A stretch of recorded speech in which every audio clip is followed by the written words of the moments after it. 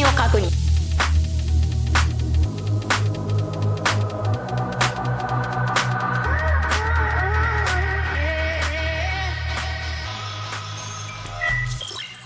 Hi guys, this is AC Gamer back with a new video. Now in today's video what we're going to be doing is taking a look at the next character, the next battle pass character. So if you guys don't know, I did make a few videos going over who I believed it was.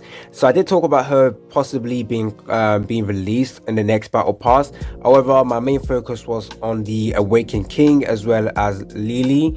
However, yeah, it looks like she is coming out on the 20th of October, which I would say is a little bit surprising because I was definitely expecting the Awakened units, Awakened King and Awakened Replacer Queen as well to come out on the same time. We don't know when the next Awakened character will be coming out, but due to all the information we have on the following week's update, so we know information for the next week update as well as October 20th update. So, and based on what we've seen, there is no Awakened character coming out. However, there is still 1 week left before the end of October before we can actually tell if there is an Awakened character coming out. So on the 27th, we don't know what's coming out. 27th of October, we don't know. However, it would be strange not to get an Awakened character this month. However, if you think about it, we did get 2 Awakened character in 1 week, in 1 month. So usually we get it once every single month. So if they do decide not to give us an Awakened unit, then it means that they never intended to release Awakened Seoyun at the same time as the Awakened Yuna, because it was not Awakened Yuna, Lao Yubin. So because it was definitely weird because we never get 2 Awakened character in 1 month. So I don't know why they decided to put 2 in that in September.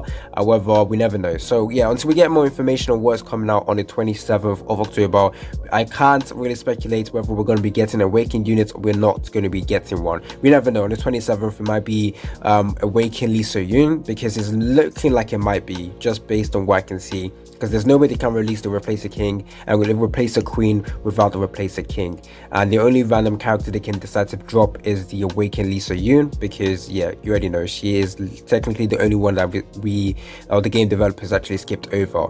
Anyways, like I said, the next CounterPass character is going to be Ludmilla. I keep butchering the character's name. Obviously, I do not speak Korean, so I don't know any of that. However, we will be taking a look at the character skills as well as my opinion on her.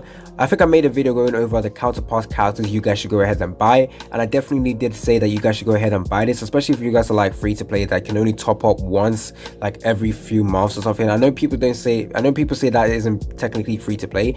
However, there is like players out there who are only willing to spend like once in the entire game, and if you're willing to just drop like £10 just to get this character, and you are able to get like 6 more copies, so you're able to get her all the way to level 106, and she will be fantastic for PvP and PvE. So if you guys can't do it, I definitely would recommend you guys to do it. So anyways, let's go ahead and take a look at this character. So right now on my KR account, I actually do have her. So this is her right now. She reminds me of a character from Azure Lane. I don't know the character's name, but she definitely looks like an Azure Lane character. The current there's only 1 skin available for this character, and I'm not gonna lie, it's trash. I do not like it. The chair is too massive and everything about it just doesn't like seem nice. I prefer her normal art over here.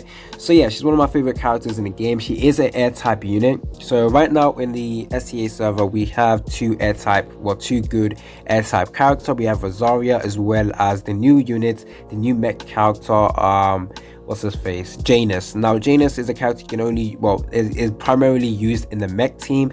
However, in PvP, not many people are running a mech team. But yeah, Janus is pretty good. I did take him into PvP. He isn't as good as Rosaria, not gonna lie, in terms of like burst damage. And the way Rosaria can do pushback with a special. However, he's pretty decent in PvE. Like I've taken him, he does roughly about the same damage as Rosaria, if not more. So yeah, very good unit. But yeah, Ludmilla over here, let's take a look at her skills and how good she is. Now, if you guys can notice already, her HP is definitely very low, only at 16k. Compared to the other ones, it's very low. But the thing is that she is an air type character, so unless you're going against a specific unit that can attack air type units, then she is definitely going to be fine. She does have a hidden, technically all air type units have a hidden, defense mechanism. But yeah, you definitely want to make sure she is protected at the back. She is a sniper character, so she's most likely going to be staying at the back every single time. Now in PvP, I definitely would recommend you guys to use her. Now we do know right now in PvP, a lot of people are running the land type sniper characters, for example the Xiaolin, as well as the what's her face, Ideal. However, I would definitely switch that out and put Lyndmila over here because of the hidden, like, you know what I mean, like air type characters are just always protected in the air. They're always safe. Definitely a CounterPass character that I would recommend you guys to go ahead and buy. So for this, I will be looking at the counter-side employee guide, and I will go ahead and link it down in the description, so you guys can go ahead and take a look at that. So let's take a look at what Antilla wrote about this character. So a unique air sniper who wields telekinetic powers and controls a cannon to do the dirty work of her. Due to her passive, she will fit in any team and work very well there. She can also hit flying units, so Rosaria and Evelyne won't survive for long once Ludmilla enters the battle. So right now we all know Rosaria is just completely broken in PvP. For an N-type character. Right now she's sitting at band 3, but when this character comes out, I do know that every one of those units are going to get sniped out of the skies, and she is definitely going to be taking her place as one of the best air-type PvP character. So her PvE score, is 10 out of 10. She is one of the best characters for shadow plays and is still used in other game modes where you need a sniper that can hide in the skies. So yeah, shadow plays, we currently don't have that in the SEA server, but when those content come out to the global server, it's going to be good. I don't know when that is actually going to be coming out. It should have been released already, maybe in a couple of maybe 1 month we'll get the shadow plays content. So going over to her PvP score, she has a score of 10 out of 10. While she is very squishy, 16k base HP like I said, and dies if someone sneezes in her direction, meaning she's definitely squishy, she can dish out a ton of damage if left alone. She's still top 10 KR and is used in variety of teams. So the only counter right now I would say is like air type, units that can target air type characters. So I believe Kao Wong's sister does that as well, but whatever. So as long as she's protected, she is definitely going to be dishing out big boy damage, and she is going to be good. So is she worth pulling for? Is she worth buying? Totally. She's best. She is great in PvP and makes shadow plays free a breeze. So taking a look at her skills, we're going to go ahead and showcase her animation first.